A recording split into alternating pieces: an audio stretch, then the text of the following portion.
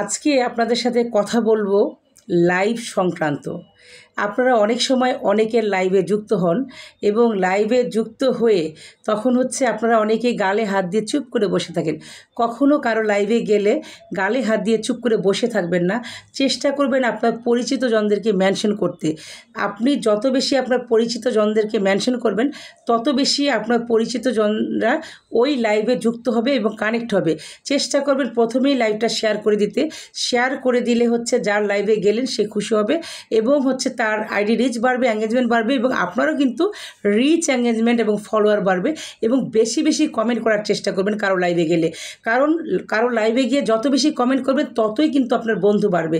আপনার কমেন্ট ধরে ধরে সবাই কিন্তু আপনার পরিবারে যুক্ত হয়ে যাবে। আর আপনি যদি কারো লাইভে গিয়ে গালে হাত দিয়ে বসে থাকেন তাহলে কিন্তু তাতে আপনারই লস, আপনাকে কেউ চিনবে না, জানবে না।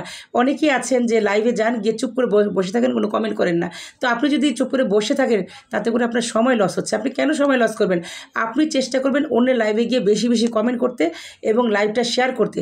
তাতে আপনার রিচ, এঙ্গেজমেন্ট বেড়ে যাবে, বন্ধু বেড়ে যাবে, ফলোয়ার বেড়ে যাবে। ঠিক আছে? সো এই কাজটা করবেন। আর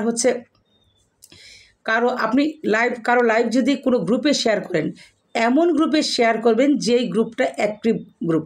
আপনি যদি কোনো ইনঅ্যাক্টিভ গ্রুপে শেয়ার করেন অথবা যেই গ্রুপে কোনো অডিয়েন্স নাই, কোনো সদস্য নাই, সেই রকম 100টা গ্রুপেও যদি আপনি লাইভটা শেয়ার করেন তাতে করে কিন্তু যার লাইভ আপনি শেয়ার করলেন তার কোনো কল্যাণ হলো না।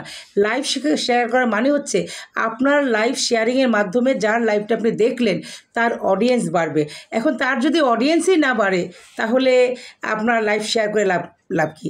বিভিন্ন লাইভে আপনি দেখবেন যে ফুলের ভালোবাসা দিয়ে থাকে। তারা ফুলের ভালোবাসা কেন দেয়? এই যে আপনারা তাদের লাইভটা শেয়ার করেন, শেয়ার করার কারণে তারা ফুলের ভালোবাসা দেয়। আর লাইভটা আপনারা কেন শেয়ার করেন? অডিয়েন্স বাড়ানোর জন্য। এখন সেই অডিয়েন্সই যদি না বাড়ে, যেমন আপনি কোনো একটা লাইভে গেলেন, সেই লাইভে আপনারা 100 জনে 100টা শেয়ার করেছেন, তাহলে 100 জন যে 100টা শেয়ার করলেন, সেই 100টা শেয়ারের মধ্যে অন্তত 100 জন বন্ধু আসার কথা। সেটাও যদি না হয় তো 50 জন বন্ধু আসার কথা, অথচ কোনো বন্ধু আসছে না। তাহলে বুঝতে হবে আপনি জেনে বুঝে আপনি এমন গ্রুপে অ্যাক্টিভ করেছেন যে গ্রুপগুলা ইনঅ্যাক্টিভ, যেখানে কোনো সদস্য নাই। সো আপনাদের কাছে অনুরোধ থাকবে কারো লাইভে গেলে কখনোই ইনঅ্যাক্টিভ কোনো গ্রুপে লাইভ শেয়ার করবেন না। অ্যাক্টিভ গ্রুপ যদি 1টা 2টা 5টা হয় সেটা কিন্তু এনাফ। আর কারো লাইভে গিয়ে গালে হাত দিয়ে বসে থাকবেন না, চুপ করে বসে থাকবেন না।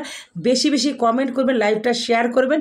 আর যত কমেন্ট করবেন, যত রিপ্লাই কমেন্ট করবেন ততই কিন্তু আপনার রিচ, এঙ্গেজমেন্ট বাড়বে এবং আপনার কিন্তু ফলোয়ার বাড়বে। যারা দ্রুত ফলোয়ার বাড়াতে চান তারা কিন্তু অবশ্যই লাইভে যুক্ত হবেন এবং লাইক কমেন্ট করবেন, লাইভটা শেয়ার করবেন। আর চেষ্টা করবেন ইনঅ্যাক্টিভ গ্রুপে লাইভ কখনো শেয়ার করতে না।